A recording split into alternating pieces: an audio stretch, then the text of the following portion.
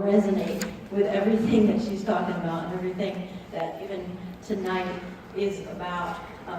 As we were sitting around Janice's deck a couple months ago in the preparation for this evening about discipleship, I had said to Susan, I said, there's something I think that I would like to share. And Susan condescendingly turned to me and said, "What, another rap?" I said, "No, Susan, this is serious.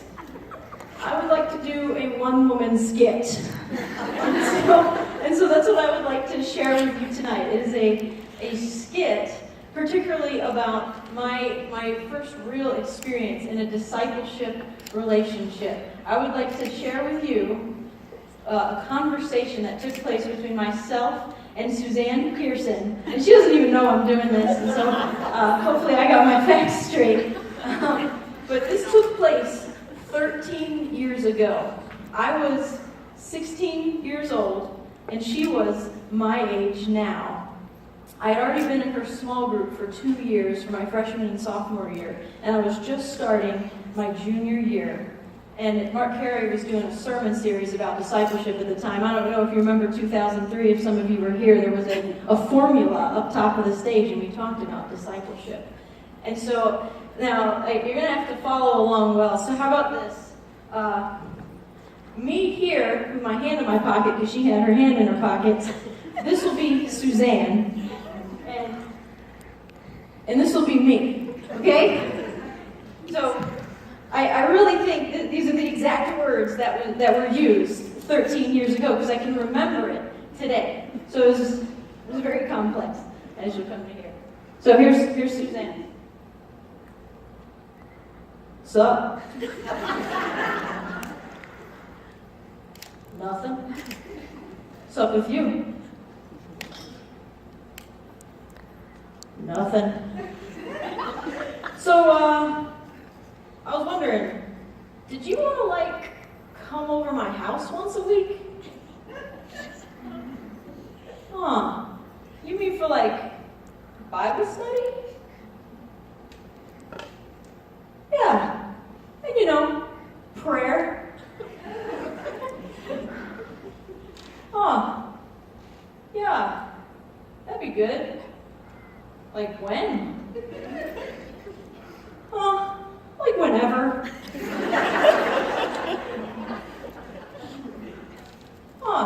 Yeah. I have piano lessons Tuesdays at 3 o'clock. I could come before that. Yeah, that sounds good. Sounds good. Cool. Cool. See you then. Alright? And that was our conversation. That was the entirety of our conversation after we threw one night. Suzanne, was that about right? That was pretty much it. And I tell you, I never really had a ton of experience with discipleship before, but something in me knew that in the simplicity of that conversation, there was probably something very, very special about it that was going to change my life for the rest of my life. And that's what happened. I went over to her house every Tuesday for the next couple years. And if you could have come and just kind of watched our times 13 years ago, there wasn't anything particularly spectacular in that moment. It was a homeschool kid on her way to piano lessons, and it was a mom of young kids. Silas was still a baby at the house at the time, and she would often sit on the couch and fold laundry while we talked.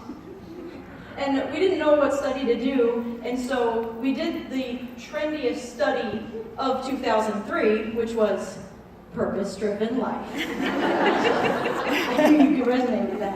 And so that's what we did. We would get into these little chapters of purpose-driven life, and we try to see how that connected to our lives. And at times it was forced, and it was awkward to try to make conversation at times, and yet we plowed through it, and it was worth it until we ditched the book. And then we kept going anyway. And, something that I learned from her is that was key to a discipleship relationship was that it wasn't her and I meeting together that changed me and grew me in my faith exactly.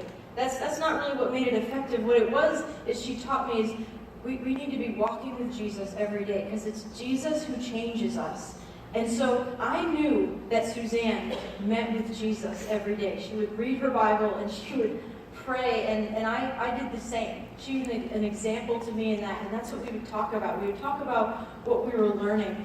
And I learned that I don't need to wait for her to ask me just the right question about my life. I just needed to share, because that's how she did it. She just shared what was going on, and that was huge for discipleship and for a conversation that we were having. I also learned from her that, and I'm going to tie it with this theme in the back, we get together and we talk about life, and we talk about God's Word. And she brought those two together for me, because there's really no talking about life and taking our faith out of it. Our faith should be interwoven with everything. And I can remember it was our second year meeting together when her mother got cancer. And I don't remember too much about all of our times meeting together, but I do remember watching a woman who is broken and scared, and yet I got to see this personal view into her life, how she held on to Jesus. She clung to Jesus in this storm, and that was so formative for me as a 17-year-old kid learning about faith myself. And so just as she took God's Word and life and she interwove them together, that's discipleship, and our lives were interwoven together. That's what tonight is about. And so now Janice is going to come up, and we're going to do an even greater picture of some of you around this room of discipleship and how lives can be interwoven even in this room right now.